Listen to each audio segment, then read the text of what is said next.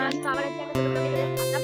তো তোমরা ব্লগটা চিন্তা করে দেখে থাকো, আজ তোমরা পাশে থেকে তো কাকে ব্যস্ত আছে, তাই কাকে চিন্তা করে আসলে আবার ব্লগটা শুরু করবো। তো আজ আমাদের বাড়ির মনসা পুজো, জন্য ব্লগটা আবার নিয়ে আসলাম। তাই আমরা এখন মনসা ঠাকুরকে দেখাবো। এই যে আমাদের বাড়ির মনসা ঠাকুর, এই যে পিসি আর দাদা।